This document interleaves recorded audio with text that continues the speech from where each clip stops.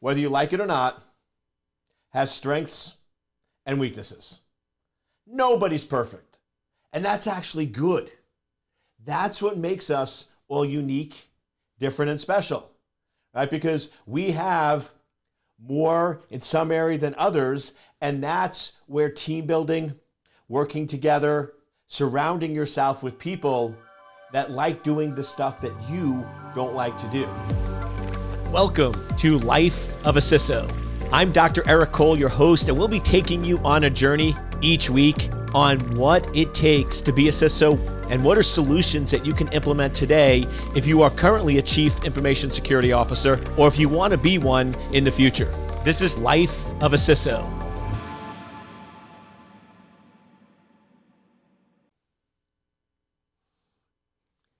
Welcome, welcome, welcome, welcome. You know what time it is, or at least I hope you do. Woo-woo-woo. It's time for Life of a CISO with yours truly, the doctor. The doctor is in the house. Hope you are doing awesome. Always appreciate you listening to my podcast. For those that have been following me for a while, thank you, thank you, thank you, thank you. For those that are new listeners, welcome, welcome. And buckle up, because I'm ready to take you on a journey. We're all about being world-class. I don't want you to be a good CISO. I don't want you to be a great CISO. I want you to be world-class. And what we're going to talk about here is something that I'm noticing more and more when I'm working with Chief Information Security Officers. And it's everybody,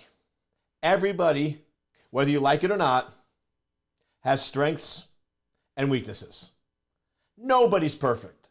And that's actually good.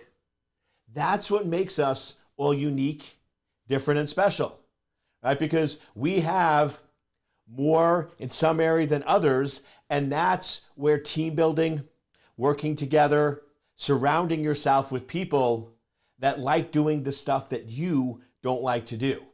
However, what I also see happens a lot of, and it happens to me, is we sometimes lack a sense of awareness.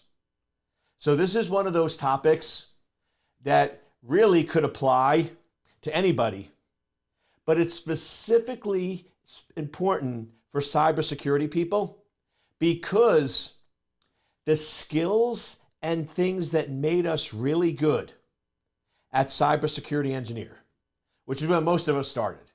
I know there's about 10% of you that started off on the business side, and this still applies to you, but since about 90% of my listeners for Life of a CISO are security engineers that are moving up through the ranks and have made a decision to switch, have made a decision that instead of continuing a technical career track, they want to pivot. They want to transform. They want to become somewhat different and pursue a strategic career track. And that's really how you need to think about moving from a security engineer to a Chief Information Security Officer. It is not part of the natural progression. I get this all the time when I'm going in and I'm talking about training people how to be a CISO, or I can teach you in 6 months what you need to do to get a job as a CISO. And I always, whether it's in person, whether it's panel discussions, or whether it's online, there's always people that give feedback going, Eric, you don't get it.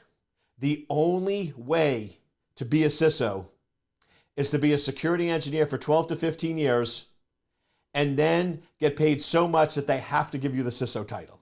Because essentially, there's no other room for you to grow, so they just have to give you the CISO title. That's the correct way of becoming a CISO. Right? No.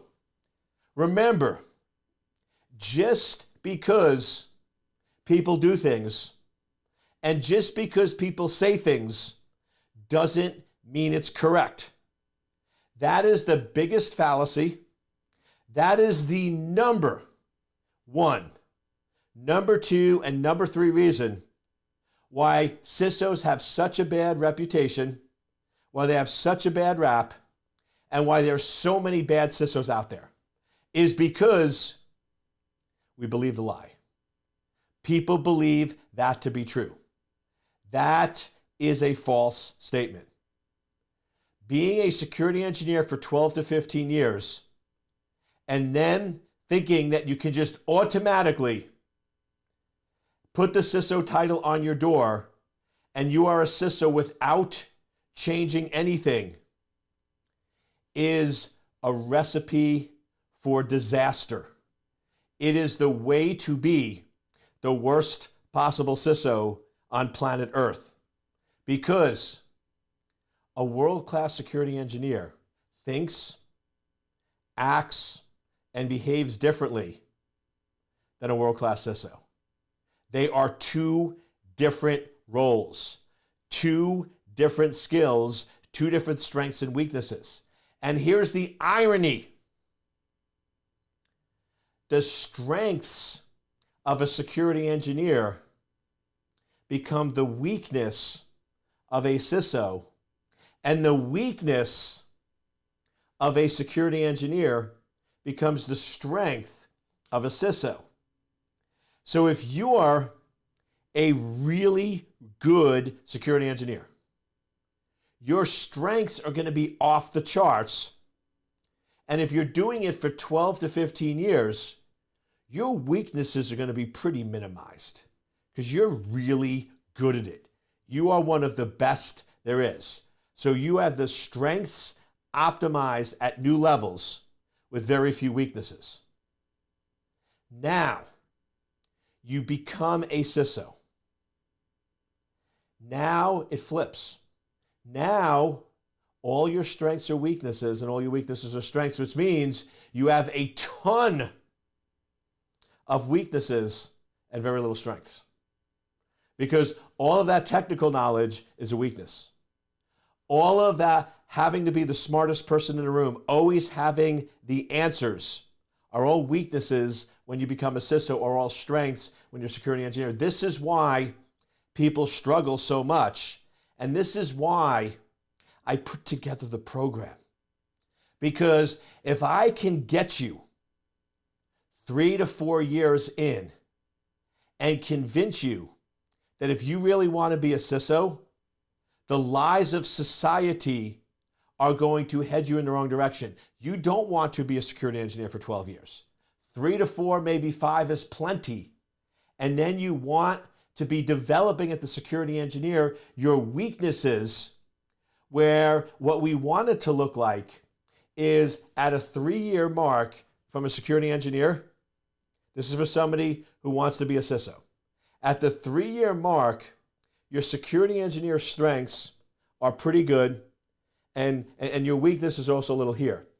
What I want to start doing years 4 and 5 being a security engineer is I want to start strengthening those weaknesses and focusing less on your strength. So now it's starting to feel uncomfortable and weird, because now you get to this 5-year mark, and as a security engineer, your weaknesses are really high and your strengths are starting to drop a little bit. You're starting to feel a little off your game. And that's perfect, because guess what? When you then become a CISO, now the weaknesses are strengths, strengths, weaknesses, and now you're coming in as a solid first-year CISO because we anticipated what you needed and we actually tricked the system to get you ready going in. So there's a whole science behind all of this that we do in the program, where people are like, man, you put a lot of time, energy, and effort into it. I said, exactly. I'm not just making this up. I just don't do a podcast. There is so much analytics, data, and math behind this that it works, because what I did is the same thing. One thing I'm really good at are patterns. So I spent a lot of time looking at patterns of, okay, why are some people really good CISOs and others aren't? and what are the commonalities, what are the traits, and those are all the things that we cover both in these podcasts and in our CISO certification. But one of the first things I want to teach you, if you want to be world-class CISO, if you want to be world-class really in any area of your life, I'm going to give you some really, really good words of wisdom. I'm just going to be dropping some amazing wisdom on you right here. You ready? You ready? Question everything. There are so many things that we are taught, whether it's by our parents, by other people in the profession, and things that are just standard ways of doing things that are wrong, that are just dead wrong. They are not correct. I'll give you one of the favorite ones I see all the time. Practice makes perfect. Right? You heard that one, right? That's the biggest sack of you know what. That's total poop. You know what practice does? It makes permanent. Doesn't make perfect. I'll give you a simplest example. If I've never, ever played golf, and I've never taken a lesson, and I have no idea what I'm doing, and I take a golf club, and I go out every single day, and I hit 2 big buckets of balls, and I do that every single day for 6 months, am I going to be an amazing golfer? No! Because I have no idea what I'm doing. I'm not doing anything correctly, and all I've done over that 6 months is cement in a really bad way to swing, because I just made it permanent by doing it so much. I never got help. I never got expertise. I never got any guidance. So no, you want to make sure you question everything. And the first thing you have to question, we have to break it, we have to burn it, is the idea that the longer you stay a security engineer, the better you are at being a CISO. And it's the opposite. You need business, you need security.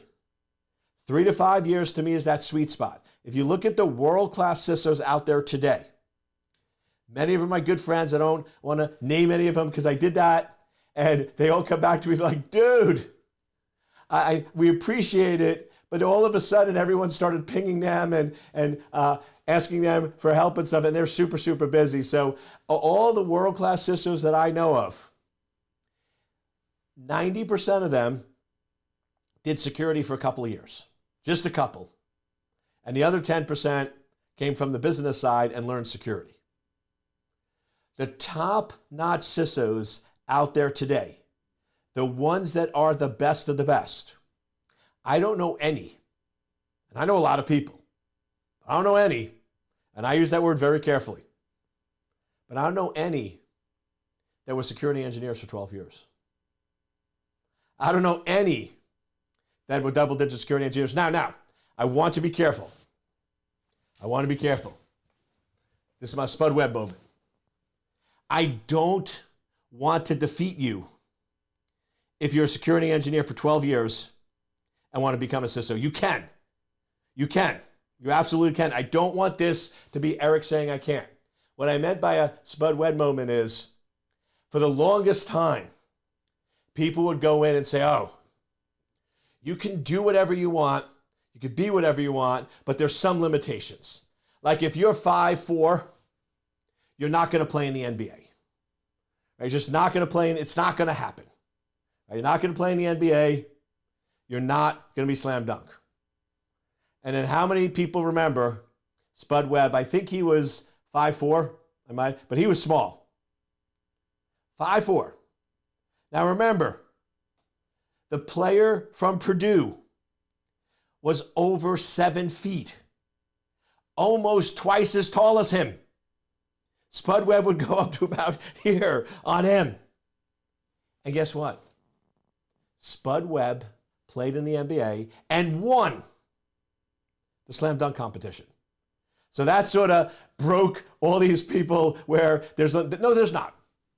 You can do anything you want. Even if you're 5'4", you can play in the NBA now, right? So it's amazing the power of human intuition. So I don't want this to be a negative moment for you, a defeative moment. If you're a security engineer 10, 12, 15 years and you want to be a CISO, let's go, let's go.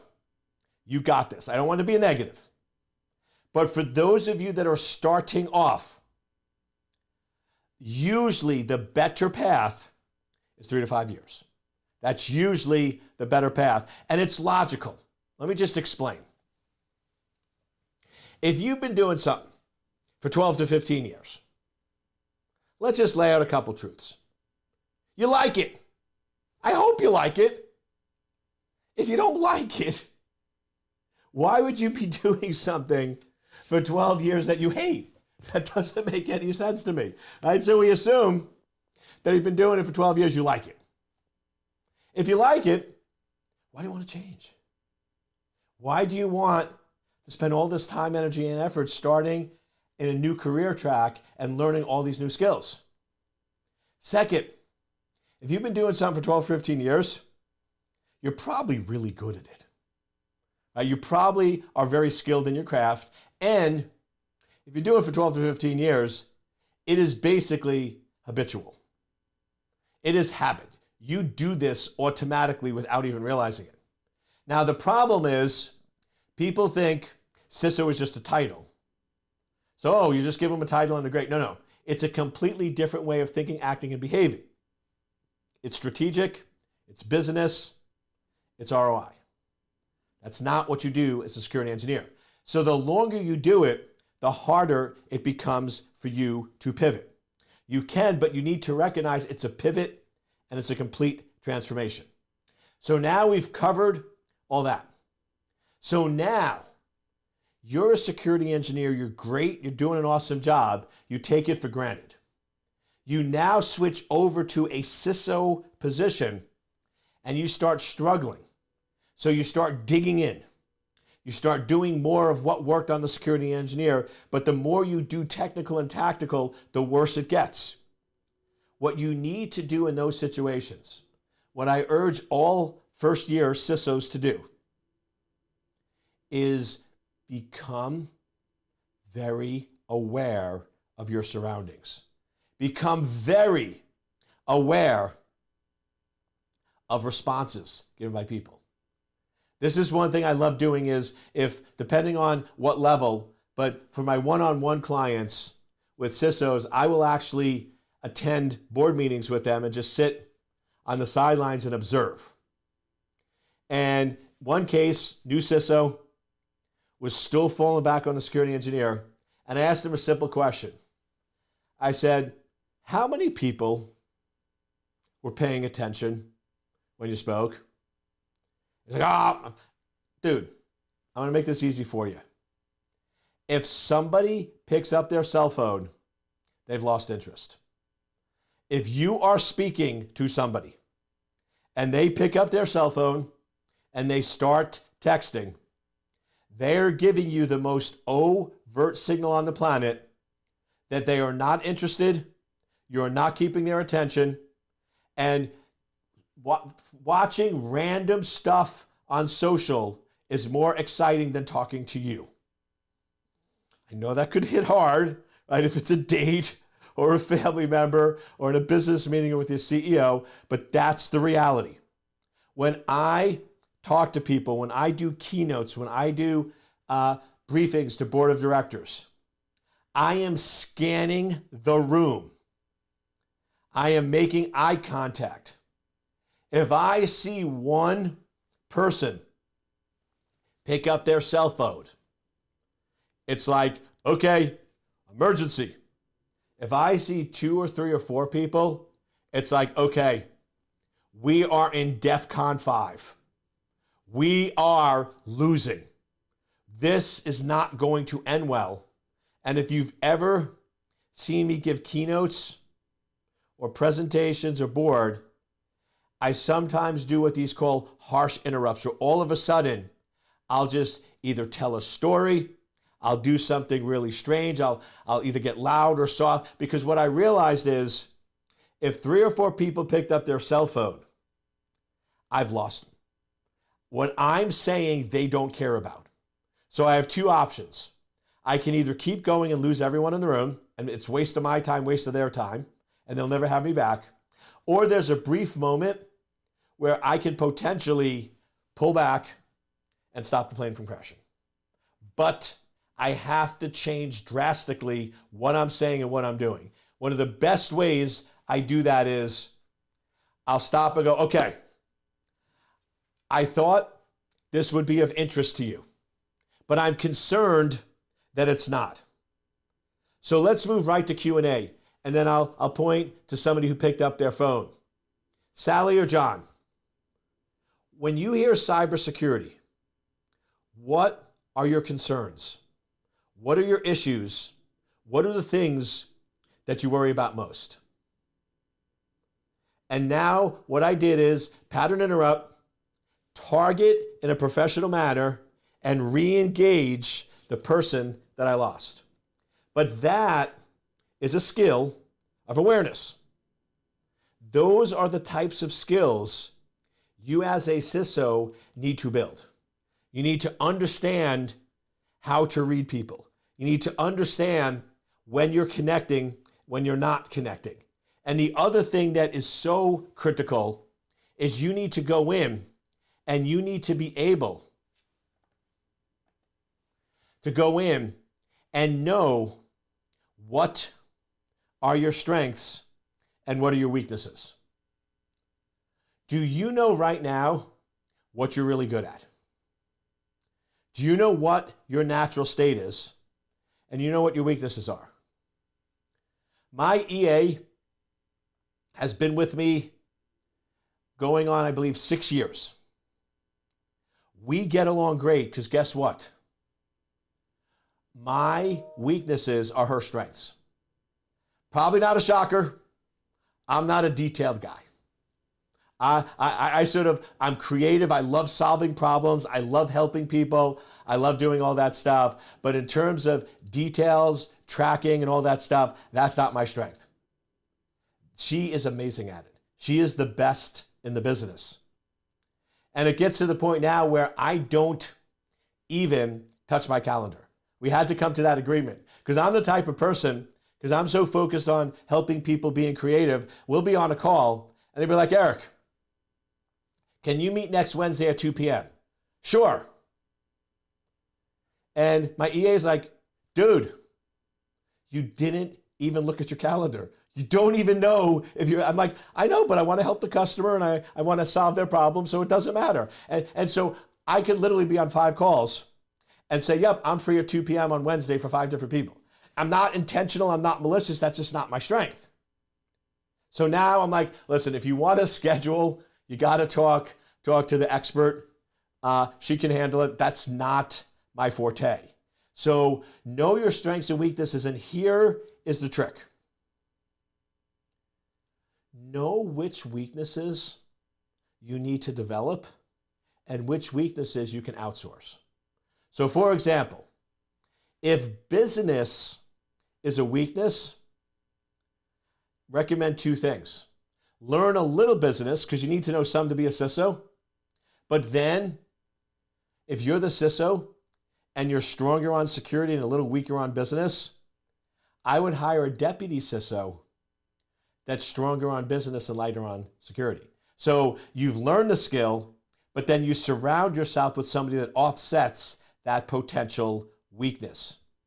So that's something that you should be doing regular inventories on, whether it's, usually I do sort of weekly, monthly. I'm like, okay, just awareness check.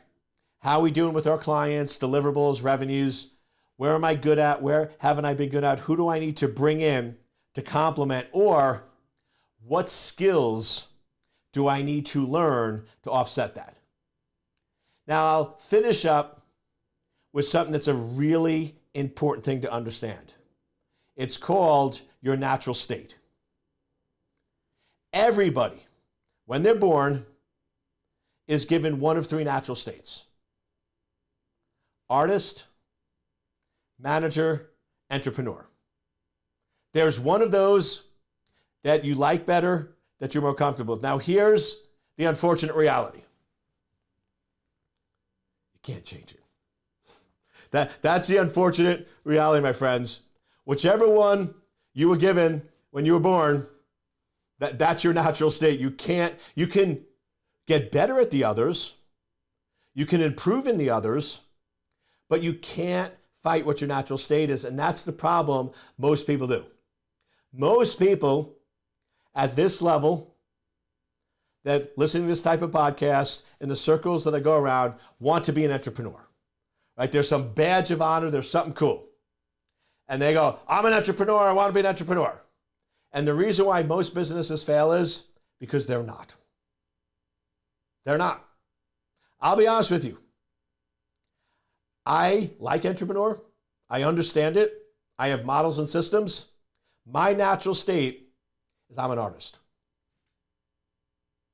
I like creating. I like doing this.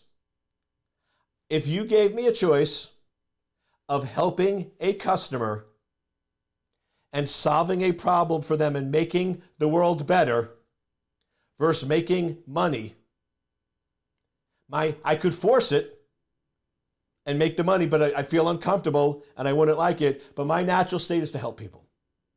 And this is where I have to be so careful of where I surround myself, because I'll sometimes get on our paid coaching calls where they're paying for a certain level of delivery. And because I care so much about them, I basically offer additional calls. It's just from my heart. It doesn't make sense business, right? It doesn't make sense entrepreneur. I don't have the time, but because that's my natural state of caring for people, that's how I respond. So I have to just be careful and recognize that. An artist likes to create. They like to come up with new ideas. They like to interact with people. They like to help people. Managers are great at organizing and leading individuals. Now, they're not good at creating a plan. They're not good at coming up with ideas. But if you give them a plan with an idea, they will execute it down to the precision. Brilliant implementers, but you need to give them the plan and give them the ideas. Then you have entrepreneurs. Entrepreneurs are all about building, selling, and making money. If you give an entrepreneur a choice about helping somebody or making money, they're going to make money every day of the week. It's not that they're evil. It's not that they're bad people. That's just how they're wired. They are obsessed with making money. You have to figure out which one you really are. Not which one you wish you were, not which one you want to be, but which one you really are. So like for me, I have to, when I run bigger teams and I was CISOs, I hire really good managers to surround myself with, because I could do it, but that's not my natural state. And then on the entrepreneurial side, I basically have built models where I know how to increase valuation of a company. So my specialty, even though I'm an artist in cybersecurity, that's sort of my natural state I love. I do love building companies, growing companies, and making revenue. So I have models where I grow the revenue a small amount, but the evaluation of the company is a 10 or 12 multiplier. Because guess what? What I've learned is use my natural state as an asset. What do artists like to do? Create. Technology, patents, capturing intellectual property. That's all artistry, but guess what? That also increases valuation on the back end. Going in, creating trade secrets, unique marketing, copyrights, all of those things increase evaluation, but it's things that artists naturally do. Same thing with reoccurring subscriptions and things like that. So what I've learned is I use the natural state of what I like to do, what I love to do, and I use that to create businesses that have high value. So now the revenue might be upper 7, lower 8 figures, which doesn't look impressive, but because the artist in me created so much, it has an 8 to 10 multiplier. So now when you exit the company or sell, the net worth is still going to be fairly high because of that multiplier. So it's all about learning to optimize or use your strengths. What does this have to do with a CISO? If you're a CISO and your natural state is entrepreneur, then that's going to fit in very well with the executive team. Because most CEOs, COOs, CFOs, those are all natural state entrepreneurs. The good ones. The bad ones aren't, the good ones are. So if your natural state is entrepreneur, the reality is this. If you were a security engineer, you liked it, you loved it, you got into the field, you did it well for 3 to 5 years, there's a super high probability you're like me and your natural state is an artist. Which means that when you get into a CISO role, managing and business are not going to be your natural state. Your natural state is creating new ideas, creating solutions to problems. So you need to surround yourself with managers to manage and help your team and business people that can help on that business side. Now, you're still going to have a component of entrepreneur to talk to the executives. You're still going to have to know business and learn business. But like when I go into board meetings, I realize that I have to be very aware and very focused.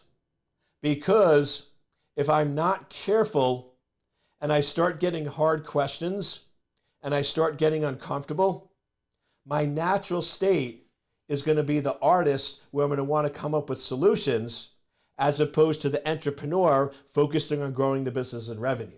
So once again, that's where this awareness comes in. So now when I'm going into these business meetings, I'm highly aware that if the questions start getting hard in the corner, I'm like, okay, Eric, the artist is coming up, but we need to stay entrepreneur here. Because I know entrepreneur, I can do it. I'm really good at it. I bought and sold multiple companies, but it's not the natural state that I operate in. So I just urge you to take some time this week of just understanding strengths and weaknesses, understanding, are you an artist, which you probably are, or a manager, an entrepreneur? And here's the thing, don't lie. I have so many folks, they're like, I had a really good friend, and they're like, oh, I'm an entrepreneur. I'm like, you are so not an entrepreneur. I'm like, it's so obvious, but they're like, no, they would fight it and they struggled because you are fighting who you are. Embrace who you are, love who you are, own who you are, and then just surround yourself and turn it into an asset like I do on the business side. I hope you enjoyed this episode of Life of a CISO. I look forward to seeing you next week.